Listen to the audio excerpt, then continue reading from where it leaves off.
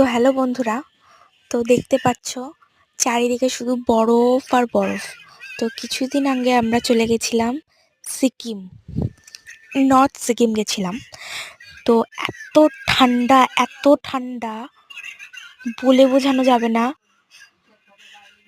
বালিশ ঠান্ডা, কাঁথা ঠান্ডা, বিছানা ঠান্ডা, সব ঠান্ডা, সব সব সব চারিদিকে শুধু বরফ আর বরফ, চারিদিকে শুধু বরফ আর বরফ। আর সারাদিন আমরা গাড়িতে করে এভাবেই ঘুরেছি।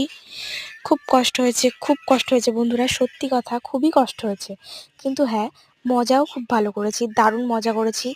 এই জায়গায় খুব সহজে তো যেতে পারবো না, আর সবসময় যাওয়া তো সম্ভবও না, টাকা পয়সারও ব্যাপার থাকে। তো দিদি জামাইবুর সাথে গেছিলাম, ওরা নিয়ে গেছিল।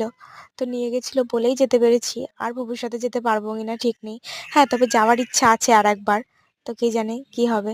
তো পাহাড়ি রাস্তা, একবার এদিক একবার ওদিক, বুঝতেই পারছো, দেখতেই পাচ্ছ। কিন্তু হ্যাঁ, জাস্ট দারুণ মজা হয়েছে। তো এরকম পরপর আরও ভিডিও শেয়ার করব। তো টাটা বাই।